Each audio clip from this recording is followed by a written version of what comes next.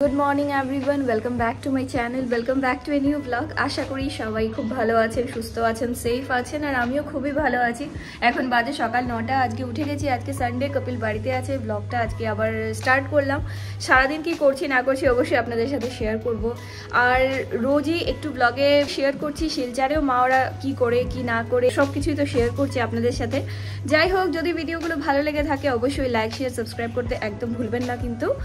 তো চলুন আজকের এখন দিনটাকে শুরু করি। সবচেয়ে প্রথম আজকে উপরে গিয়ে এখন কাপড় মেলে দিতে হবে। বেশ সুন্দর রোদ আছে, প্রচুর প্রচুর কাপড়ও ধুয়ে দিয়েছি।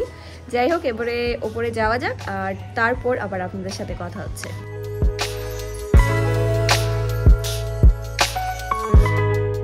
এবার চলে এসেছি ছাদে, এসে কাপড়গুলো মেলে দিয়ে যাচ্ছি। তবে একা আসিনি, কপিলকে নিয়ে এসেছি সাথে, কারণ একা ভীষণ ভয় করে কখন বানর আসবে।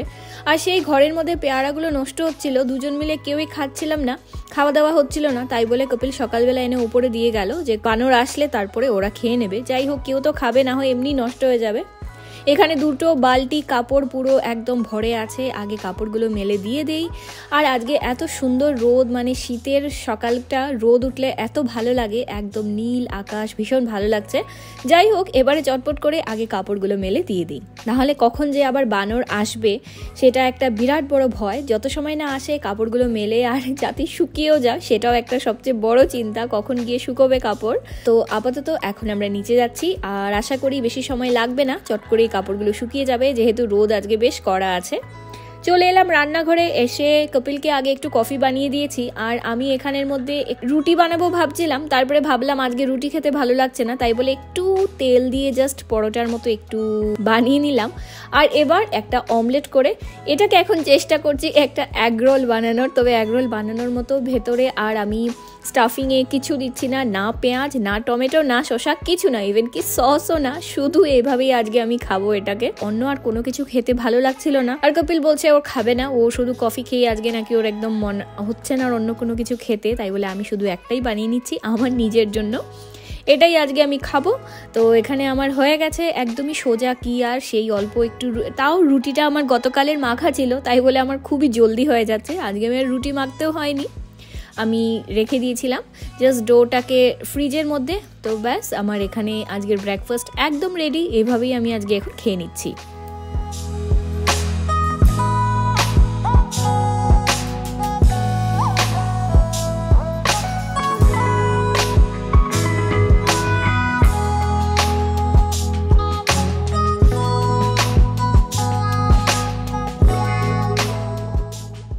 এবার খাওয়া দাওয়া করে এসে একটু বসে রয়েছিলাম। রান্নাবাড়া মোটামুটি কালকে একটু করে রেখে দিয়েছিলাম রাত্রিবেলা, যেহেতু কপিল বাড়িতে আছে। আর এত ঠান্ডার মধ্যে বেশি রান্নাবাড়া করতেও ভালো লাগে না। আমি এখানে বসে আছি, আমি বিছানার মধ্যে বসে রয়েছিলাম। আর এই দেখেন, আমি দেখিয়ে দিচ্ছি কপিল কি করছিল।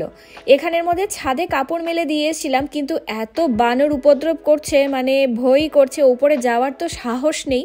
তো এখানের মধ্যে আমরা সেই দিওয়ালির টাইমে সেই বাজি কিনে এনেছিলাম আর বলেছিলামও যে আমরা কিন্তু দিওয়ালির জন্য আমরা বাজি কিনে আনিনি, সেগুলোকে বানর তাড়ানোর জন্য। তো কপিল এইভাবে একটা ধূপকাঠিকে ছোট করে লাগিয়ে তার মধ্যে সুতো দিয়ে পুরোটাকে একদম এক জায়গায় করে দিয়েছে, 3-4টে বাজিকে। এবার কপিলের পেছন পেছন আমিও ওপরে যাচ্ছি একটু দেখতে, কিন্তু ওপরে যাওয়ার তো আর দুজনের মধ্যে কারোই সাহস নেই।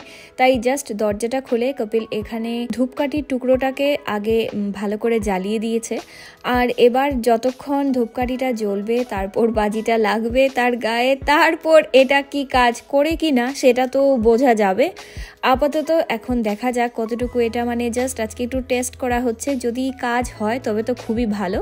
তো এখানের মধ্যে কপিল খুব আস্তে আস্তে ভয়ে ভয়ে অল্প একটু এগিয়ে গিয়ে জাস্ট বাজিটা রেখে এলো। আর একবার আমি দেখিয়ে দিচ্ছি কোথায় রাখা। এই দেখেন, কাপড় তো মেলে দেওয়া, তার ঠিক পাশে এখানের মধ্যে দেওয়া হয়েছে। জানি না, ভয়ও লাগে, দেখা যাক কি হয়।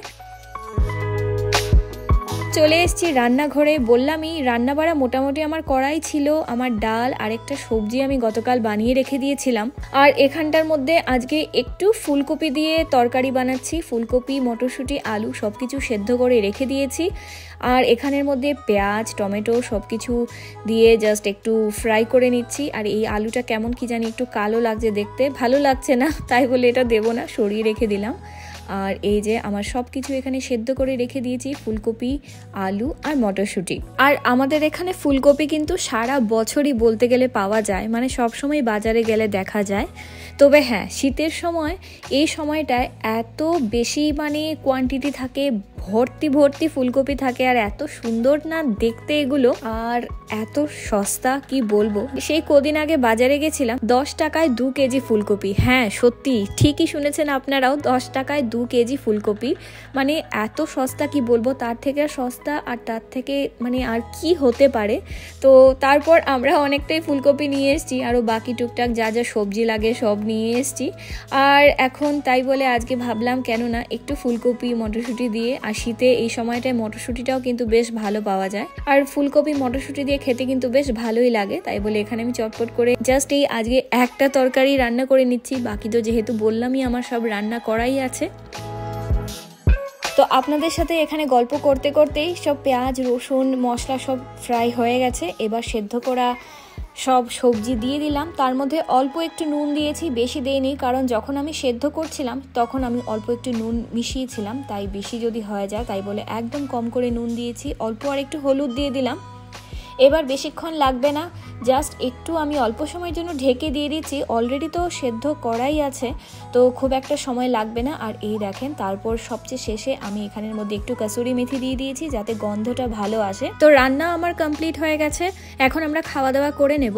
তারপর বিকেলবেলা তখন বেজে গেছে কিন্তু প্রায় 7টা, আর খুব খিদে পেয়েছিল, কি খাবো সব কিছু ভেবে চিন্তা করে তারপর আমরা একটু বাইরে থেকে আজকে খাবার অর্ডার করে নিয়েছি। আর বাইরে যেতে মন চাইছিল না, কারণ এত ঠান্ডার মধ্যে ইচ্ছেই করে না কোথাও বাইরে যেতে, তাই বলে অর্ডার করে নিলাম বাড়িতে। আর কি অর্ডার করেছি সেটাও একবার দেখিয়ে দিচ্ছি।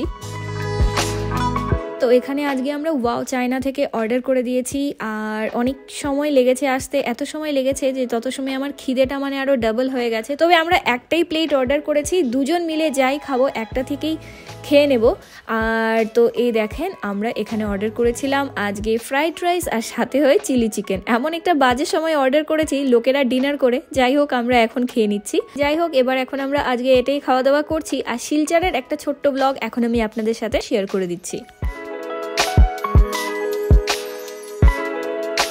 তবে এই শিলচরের এই ব্লগটা মা অনেকদিন আগে শেয়ার করেছিল আমার সাথে, সেই ভাইফোঁটার পরের এই ভিডিওসগুলো আমি এখন শেয়ার করছি। এখানে চলছে মাসি বসে সব সবজি কাটা চলছে, আর এই রুমে দেখতে পাচ্ছি এখন চলছে পান খাওয়া। আর এবার রান্নাঘরে কি চলছে, কে কি করছেন সেটাও একবার দেখে নিই। এখানের মধ্যে পেঁয়াজ কেটে রাখা, রান্না অলরেডি এখানে দেখতে পাচ্ছি কড়াই বসে গেছে, তেল গরম হচ্ছে।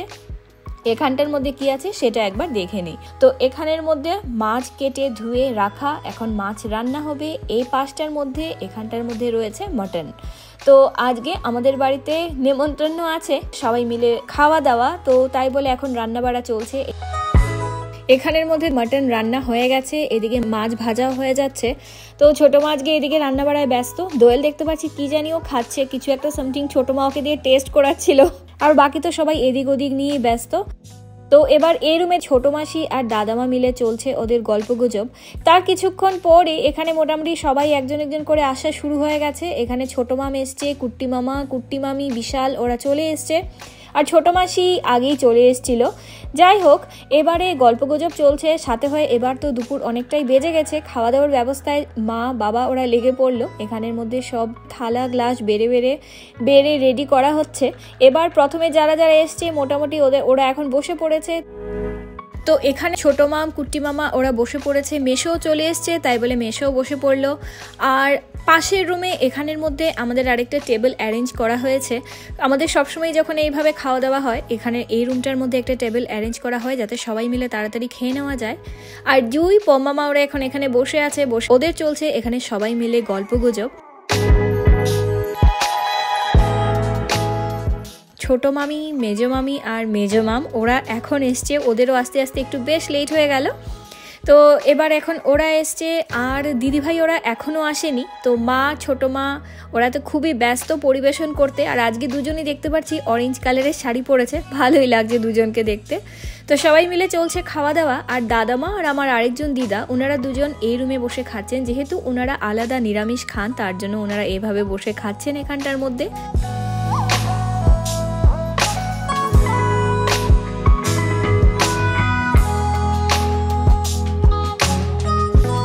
আর এই দেখেন, এই এখন দেখতে পাচ্ছি সৌমিলকে এত সময় পর।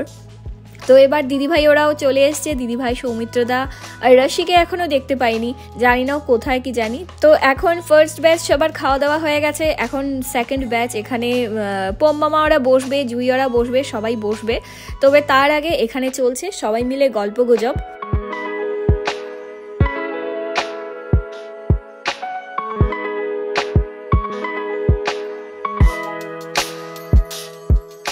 তো এখানে এখন সেকেন্ড ব্যাচ খাওয়া শুরু হয়ে গেছে, এই যে সৌমিলও বসে পড়েছে। আর এখানে আবার সবাই সেই ছেলেরা আগে যেমন বসেছিল এখানেও এবার ওরা বসে পড়লো। আর এই রুমের মধ্যে এই যে জুই রায়, দিদিভাই, তারপর মামিরা সবাই বসে পড়েছে খেতে।